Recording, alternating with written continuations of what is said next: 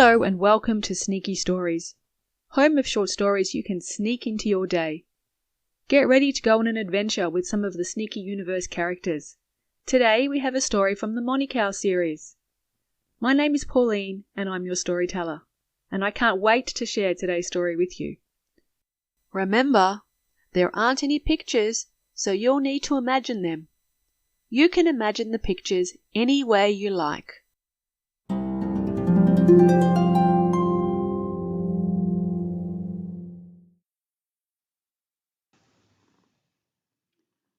Rescue at Mount Wombat.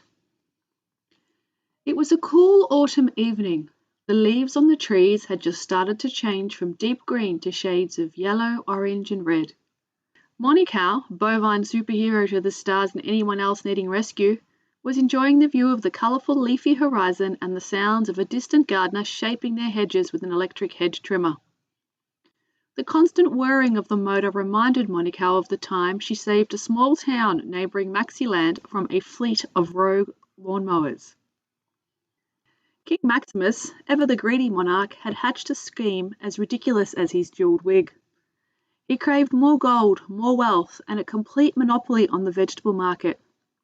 His plan? To cripple the crops of nearby towns, forcing their desperate citizens to buy his overpriced cabbages. He cackled as he surveyed his army, not of soldiers, but of solar-powered lawnmowers. Yes, Bartholomew, his henchman with a talent for knitting more impressive than robotics, had programmed these contraptions to identify and obliterate any fruiting plant. He had deployed his fleet into a neighbouring town, switching them to autopilot. Perched on his golden throne, Maximus gleefully watched the live satellite feed as his mechanical locusts buzzed toward their unsuspecting targets. He chuckled as the live video feed displayed the progress of his agricultural sabotage. A manicured hand pointed towards a particularly determined mower circling a plump tomato plant in a villager's garden. "Excellent. Soon these foolish peasants will be begging for my cabbages," he declared, smiling smugly. He'd specifically instructed his henchmen to ensure the mowers were harmless to anything but crops. But then, a flicker on the screen caught his eye. The lone mower, seemingly possessed by a sudden case of rebellion, veered off course, heading straight for the lawn. It seemed that Bartholomew's programming was not quite right. One by one, each of the mowers abandoned their mission to cut down fruiting plants, instead making their way to the lawns, nature strips, and golf greens. After several hours, there was not a blade of grass in the town out of place, as King Maximus' fleet of self-piloting mowers had found every patch of lawn and tidied it up. Maximus was not happy. His cunning plan to increase his wealth by monopolizing the cabbage market had been foiled by his own henchmen, and to really rub salt in the wound, the town gardens looked stunning. He stomped around, yelling and screaming at the monitors before throwing himself onto the floor in front of his throne and rolling around like a toddler throwing a tantrum in the supermarket after being told to put the lollies back on the shelf.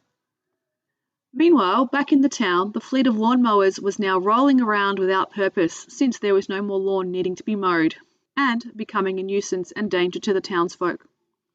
Monicow had received the call from the police chief.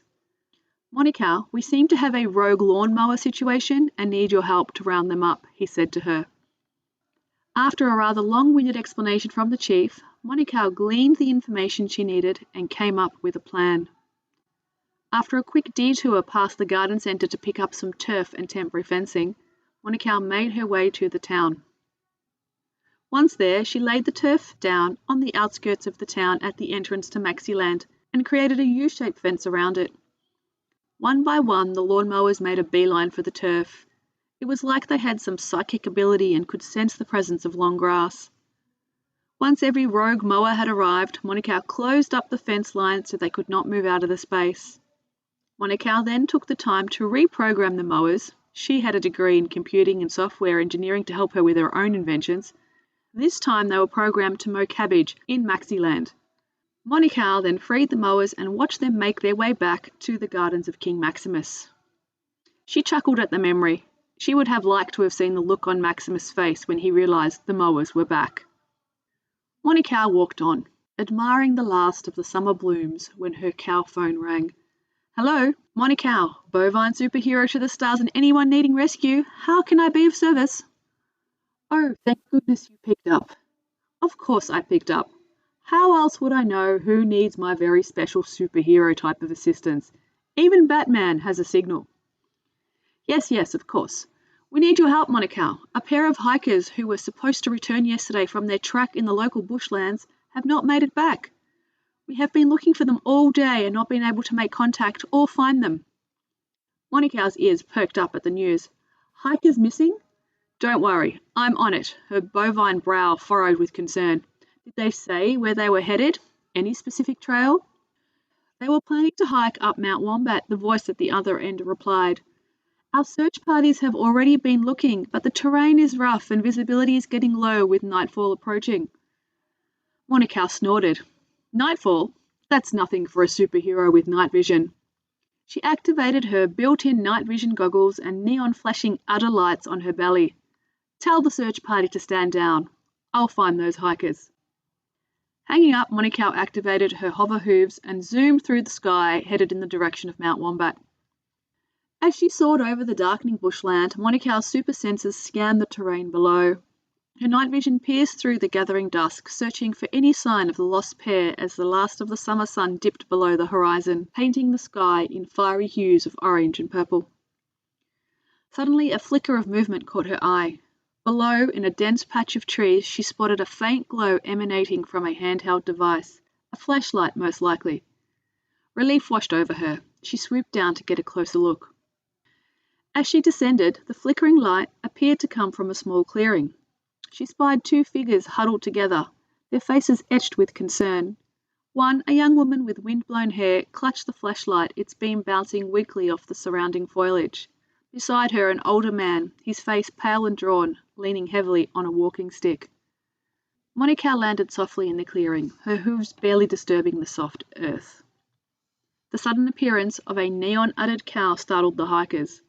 The young woman yelped, dropping the flashlight, while the man stumbled back a step, his hand instinctively going to his chest.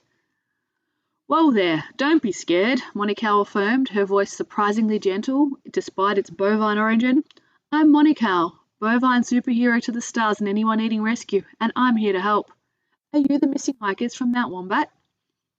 The young woman, regaining her composure slightly, stammered, Yes, we got lost after dark. My phone died and... The older man, regaining his breath, added, We were worried sick, no signal up here, and the search parties never came. Monicow nodded sympathetically. Well, you're not lost anymore. I'm here to get you back safe and sound. She switched off her bright neon lights, replacing them with a softer, more comforting glow. Hop on my back, the both of you, and I'll have you down the mountain in no time. The hikers exchanged uncertain glances. The prospect of riding a lit-up talking cow was certainly unorthodox. But with nightfall settling in and their options dwindling, they saw little choice. Taking a deep breath, the young woman helped the older man onto Monicow's broad back. Hesitantly, she then climbed on herself, gripping tightly onto Monicow's cape. Hold on tight, Monicow warned, a playful glint in her eyes. With a gentle whirring of her hover hooves, she lifted off the ground, soaring above the treetops. The wind whipped through the hikers' hair. They even started to enjoy the ride. Monicow steered them towards a clearing bathed in the soft glow of a ranger station. Relief washed over the hikers as they recognized the familiar building. Here we are, Monicow announced. Looks like you've reached your destination.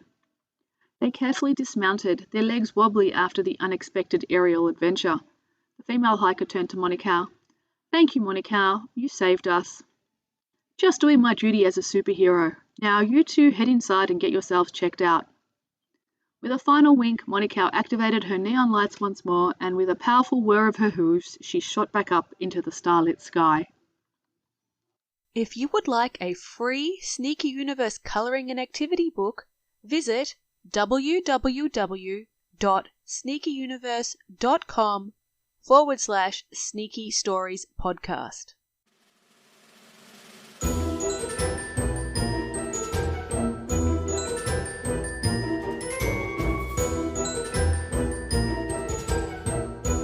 Sneaky Stories is a Sneaky Universe production.